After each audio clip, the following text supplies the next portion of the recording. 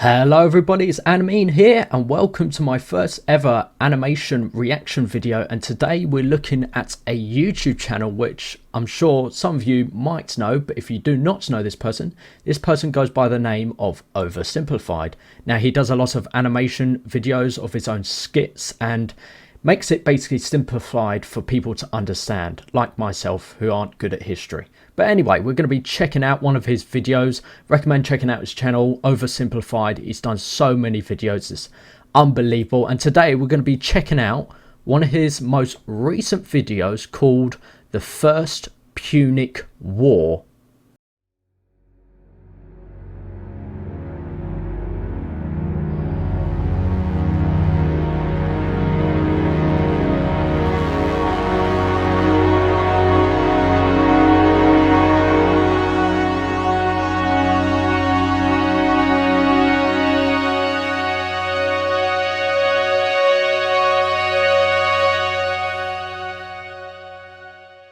So the First Punic War is the first of three wars fought between Rome and Carthage, yeah, I think that's Carthage, the two main powers of the Western Mediterranean in the early 3rd century BC.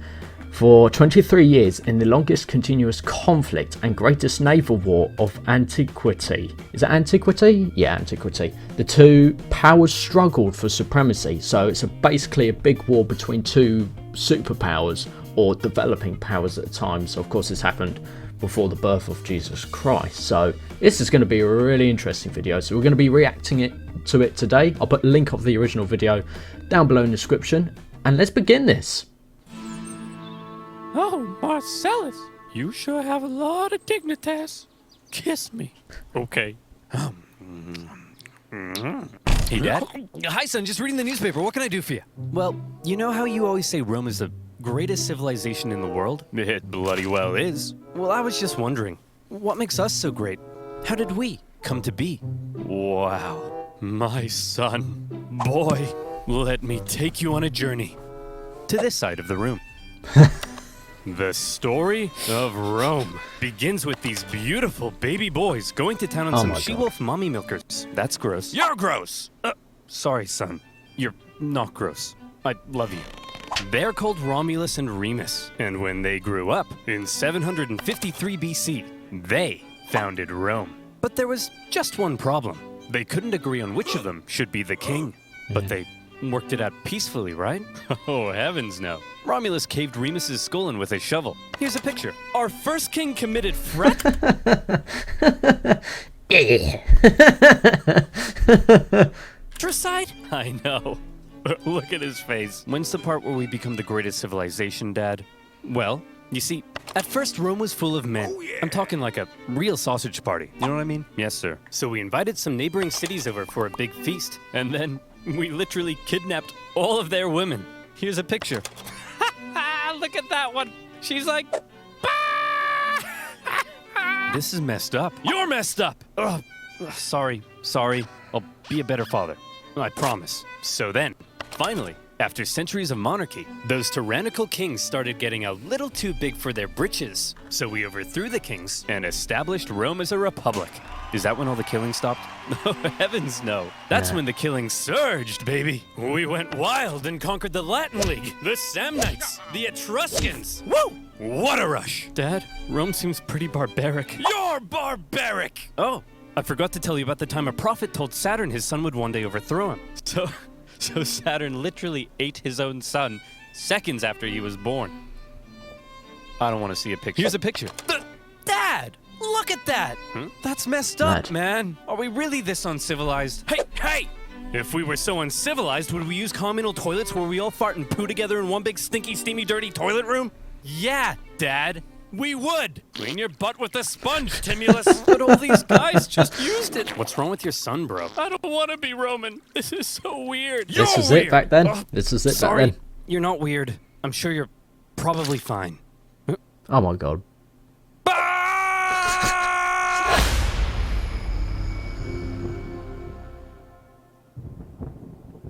The Roman Republic. A nation that, since its foundation, had been stabbing necks all the way down the Italian peninsula. But this isn't the famous Roman Empire that ruled the known world. Not yet anyway. This is a relatively juvenile Rome, still just a regional power.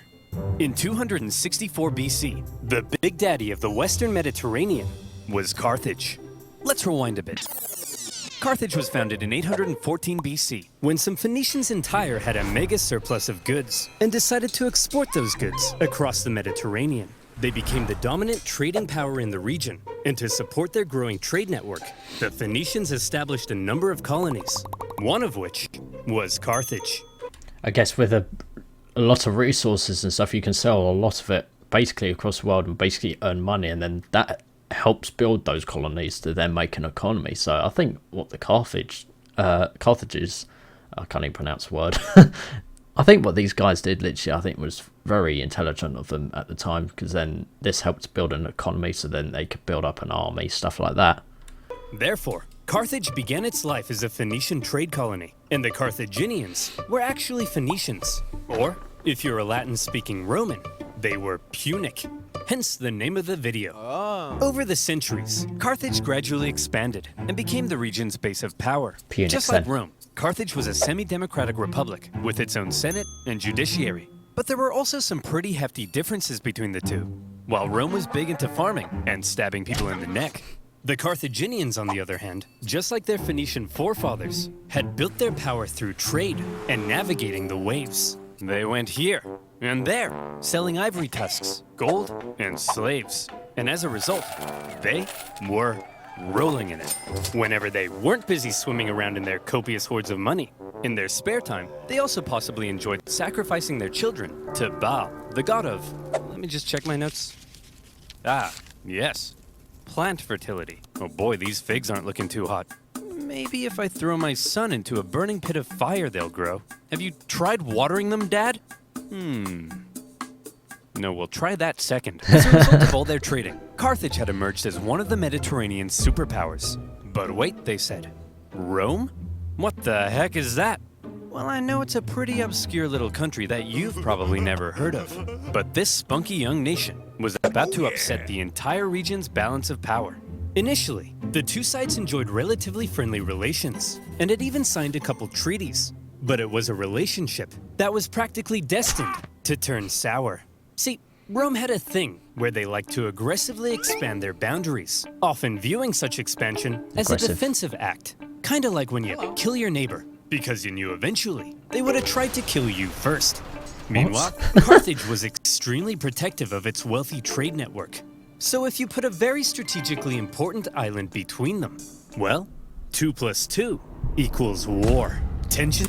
Unless it was me, but when the island literally just flashed, I swear that was the old PlayStation 3 trophy sound. It sounded quite similar, it did, so that's probably an Easter egg in there. Unless I'm wrong, I'm not sure. But good spot. Tensions rose, and the two sides began viewing each other with increasing disdain. The hard-working Romans looked across the water at the money-hungry Carthaginians and said, "Look at those dishonest crooks. Bet they've never done an honest day's work in their lives." And the Carthaginians looked back and said, "Look at those simple-minded brutes. Bet they've never sacrificed a baby in their lives." Yeah! While war between the two superpowers seemed inevitable, the event that finally triggered it was a little unexpected. The whole thing began with a few simple mad lads on a wild night out. These mad lads are called the Mamertines. They were Italian mercenaries employed by the tyrant of Syracuse. Here. But when he died, his successor said, "Sorry fellas, we don't need any big burly men with sharp sticks anymore. You can all go home." The Mamertines, as it turned out, didn't want to go home. So instead, they went to the nearby town of Messana and said, "Hey man, we are but poor little buff boys without a home. May we come in?" Aw, poor fellas. Sure thing. Just so long as you promise not to massacre all of us. We promise. The Mamertines then massacred all of them. Well, not all of them, just the men. And they stole their homes and families. Ha! This is my house now. This is my best dad ever mug now. And you guys are my new family. Son, wanna go play catch with your old papa? You're not my real dad! Ugh. Teenagers. Am I right, dear? You're not my real husband. Ugh, I'm so trapped in this marriage. Then get out! No. Messana was now controlled by the Mamertines, and they began raiding up and down the Syracuse coastline. When the new ruler of Syracuse saw this, he wasn't happy. The Syracusans began fighting back, and in response, the Mamertines said, "Oh crap, they're fighting back? What do we do? Quick, we'll convince the Carthaginians to come and save us." "Oh no! We're in trouble, and we need a big, strong empire to come and rub our bellies." Why are you saying it like that? If I was a big, strong empire, I think I'd like to be seduced. See? It's working! The Carthaginians had long dreamed of controlling all of Sicily. They had been fighting Syracuse and their Greek influence on the island for centuries. And now, here was a great opportunity to get one over on them. So Carthage promptly answered the Mamertines' cry for help and sent a force to garrison Messana. As it turned out, however, some within the ranks of the Mamertines weren't too happy with the occupying Carthaginians, and they sent out a second cry for help to Rome. When it reached the Roman Senate, they were a little more hesitant. Going to help the Mamertines ran the risk of triggering an all-out war with Carthage, and they had only just finished conquering the Italian peninsula, so they were kind of tired. Plus, the Mamertines were all the way across the water. They had never made a leap like that before. So you would assume that to avoid any conflict with Carthage, the exhausted Romans would probably sit this one out. But you would assume wrong. Rome just couldn't resist a good chance for war. Why? Well, there's something you gotta understand about Rome. Aggressive. See, as a republic, they were hell-bent on preventing any one man from ever gaining too much power. And so rather than having one leader, Rome had two, called consuls, who... Just goes to show as well, because Jesus Christ was born during the Roman Empire, because a lot of people liked him.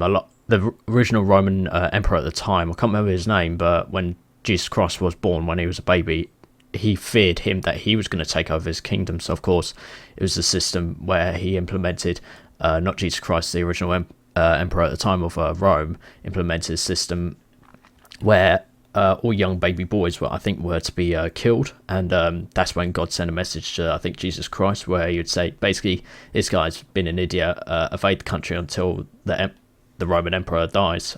So yeah, they're pretty serious when it comes to leaders trying to take over their kind of power. So that's quite interesting, actually. Who shared power. These consuls could also only serve for 1 year at a time before new consuls were elected. These measures to limit the powers of the consuls were noble, but had an interesting side effect. The consuls knew they had just 1 year to try and gain as much glory and prestige as possible, something that was very important in Roman society. And the best way of gaining glory and prestige? Military victory, of course. The Roman political system basically ended up encouraging these consuls to go out and be as aggressive as your Italian grandmother when you don't eat all the spaghetti. And so the glory-seeking consuls convinced the people to vote in favor of going to Messana. And in they went. Upon the arrival of the Romans, the Carthaginians in the city, amongst the confusion, were forced to leave. Now, in contrast to Roman aggression, the Carthaginian military had a slightly different philosophy. All right, kids, listen up.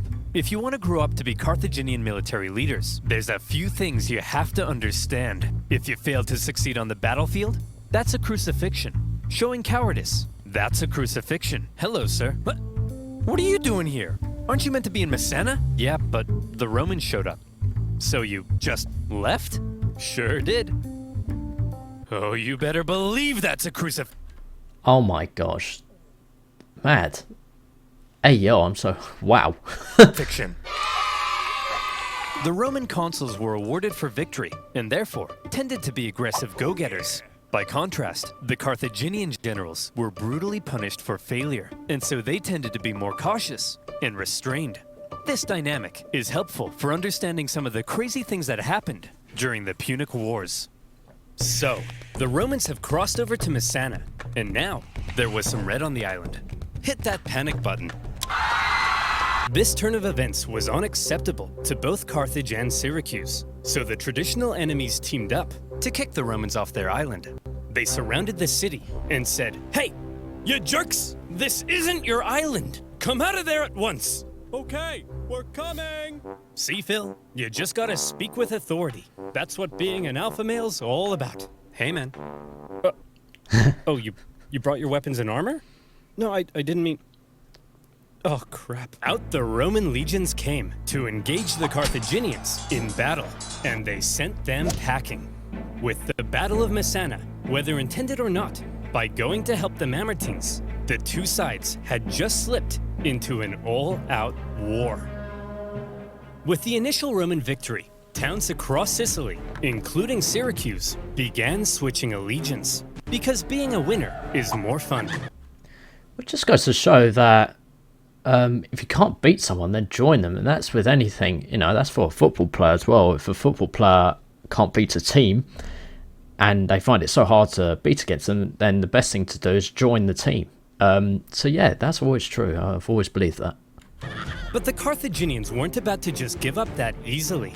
In 262 BC, they began building up their forces at Agrigentum. So the Romans, being aggressive go-getters, aggressively go-got them. The Romans immediately laid siege, hoping to starve out the Carthaginian garrison.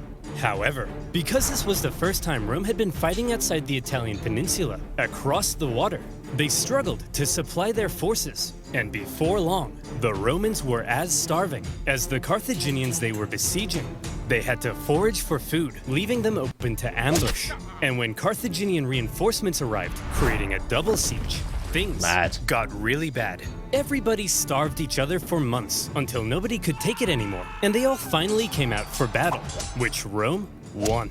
Wow. Here's the report from the recent siege at Agrigentum, sir. We killed 30,000 while only suffering 7,000 losses? That's amazing! We're the best! Yes, sir. Whoops, those are the wrong way around. What? We lost 30,000? We're the worst! But we won, right? Yes, sir. But we also got our asses kicked. Yes, sir. So are we the best or the worst? Yes, sir. The Romans won at Agrigentum because they were aggressive go-getters, and they now began eyeing up the possibility of conquering the entire island. But they also suffered very heavy losses, and it was clear they couldn't sustain a campaign if they couldn't supply their troops. Here's the issue. Sicily was an island. Islands are surrounded by water.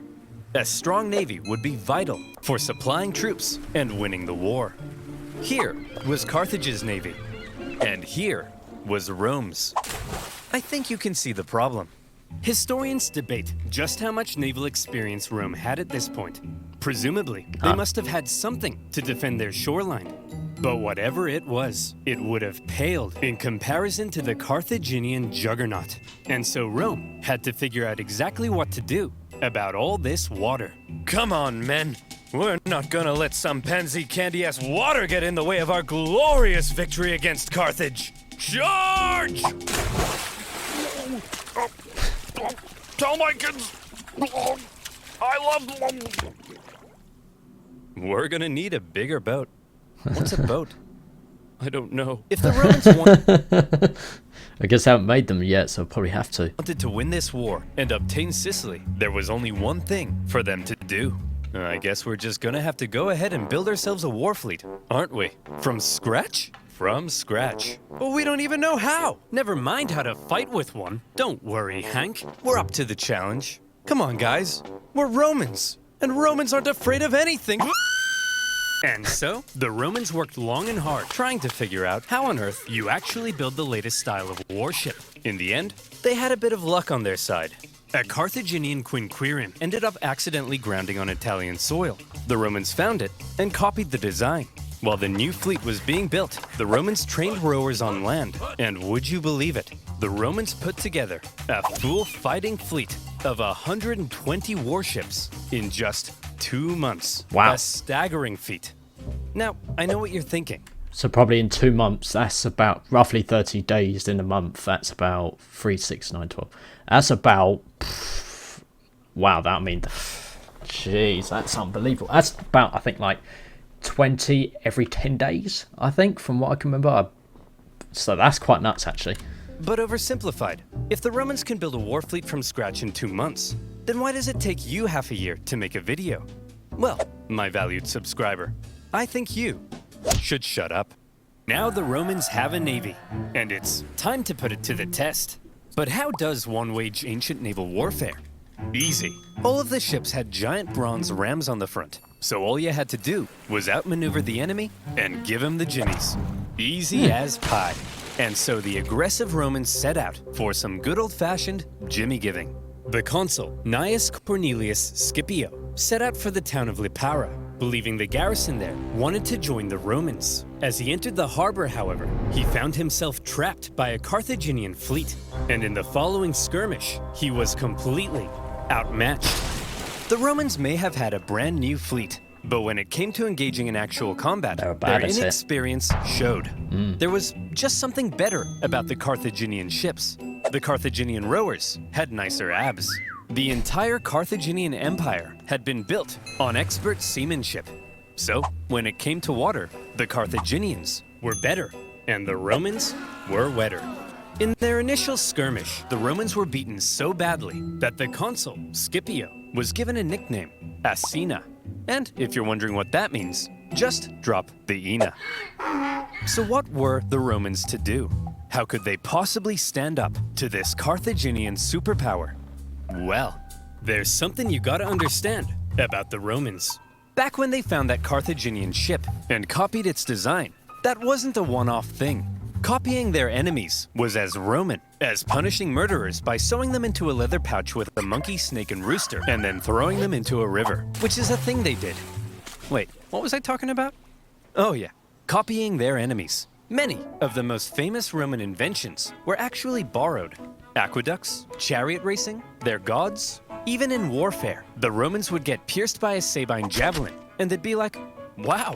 They'd get hacked to bits by an Iberian sword, and they'd be like, wow. And they'd copy the designs for themselves. However, they wouldn't just copy it. They would advance it, finding ways to adapt it as perfectly as possible. And in the case of naval warfare, the Romans realized if they wanted to beat the Carthaginians at their own game, they would have to adapt. The Romans excelled at combat on land, not on water. But what if, they said, we could somehow turn a sea battle into a land battle? Sounds crazy, right? Well, they made a couple of tweaks to their warship, and look, here they come again. They must love getting their asses kicked. Sir? What's that toll thing sticking out of their ships? They really are idiots. Look at that thing. That'll make them blow over. I mean, look at it. Plonk down onto them. Bob! Bob! Get your camera out. Take a picture of it. I mean, how stupid can you be? Let's just add a big wooden tower to our ship that'll weigh us down and blow us over in the wind. I mean, what does that thing even do? Yeah. The Romans had built a big swinging spiked gangway called the corvus. So when the Carthaginian ships approached to ram them, the Romans would just slam them. The Carthaginians tried going around, no problem. The corvus could swivel. Try going behind, the Romans would huddle to the coastline. It was foolproof. Those big, sexy Carthaginian rowing muscles could flex all they want, but they were no match for the Roman mind. So ladies, you see, what really matters is what's on the inside. Please go out with me. And with that, the Romans, who had only just recently began dabbling in the art of naval combat, thanks to their ingenious corvus, had just managed to outclass the Mediterranean seafaring superpower. The Carthaginians were stunned, and the general in charge of the defeated Carthaginian fleet, well, you better believe that's a crucifixion. Oh my gosh. With their newfound control of the seas, the Romans could now more easily blockade coastal cities and supply their legions on land. Surely, the Romans were now free to unleash their aggression all over the island. Haha! Hey Carthaginians, what are you gonna do now that we're free to rampage across the island? We're gonna go inside these walls and close this gate. Oh, come on guys, stop messing around. Come out so we can kill you. No. Oh, come on. No. Ow! Oh, no. To counter the new Roman supremacy, the Carthaginians decided to engage in a defensive war of attrition, forcing the Romans to engage in siege. After lengthy siege, the war in Sicily became a long, hard, back-and-forth slug. One by one, cities slowly fell as the Romans gained ground. Occasionally, the Carthaginians countered and even pushed them back, only for the Romans to rebound again. And whenever a city did finally fall, the Romans could delight in slaughtering the entire population and selling any survivors into slavery, Mad. which was pretty standard procedure at the time. Of course. In general, the campaign on land was progressing much slower than the Romans had hoped, and quite frankly, they were getting sick of it. So in 256 BC, they decided that something had to change. Hey everyone, my name's Marcus Attilius Regulus, and I'll be one of your consuls for this year. Look, as I'm sure you all know, Sicily's being a bit of a drag. Sure, I could go and spend my entire year as consul besieging one single city, but they'll never make a naked statue of me for that. So here's the new plan. I'm gonna skip Sicily entirely, take my army, and go right for the heart of Carthage itself. Wow. I'll slaughter the men, enslave all the women and children, and when I return, you'll all build 1,000 naked statues of me. Marcus, that women and children stuff, that seems pretty evil and barbaric. No, Jim, it's perfectly normal in the ancient world. Sometimes we even chop their pets in half. Okay, guys, looks like the Romans are coming straight for us this time. And what will they do when they get here?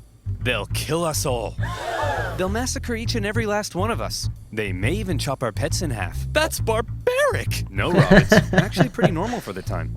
We'd do the same to them. Who'll protect us? Funny you should ask, Mary. That's kind of why I called this meeting. Who will protect us? Protect our families, our homes, our children. You guys? Ha! Don't make me laugh. Why, you're just a bunch of stupid and weak farmers. Simple-minded Surely buffoons. just got fight. Surely. Cowards. Fools. Rob here thinks enslaving women and children is barbaric. You're a snowflake, Rob. Yes, you are.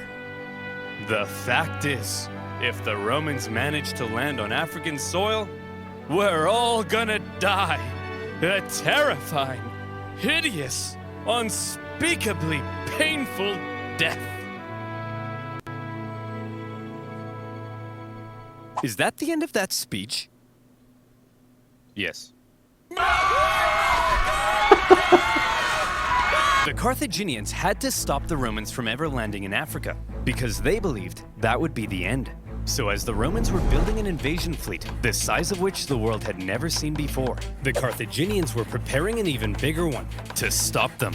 And in 256 BC, as the Roman invasion fleet made its way south, the stage was set for a humongous battle that saw 680 warships, around 300,000 men, fighting to decide the course of the war. Wow. To this day, the Battle of Cape Ecnomus remains possibly the largest naval battle in human history, all the way back in ancient times. Blimey. So the next time your granddad tells you about the time he sank a Japanese aircraft carrier, kick him in the nuts. The Romans had a lot riding on this battle.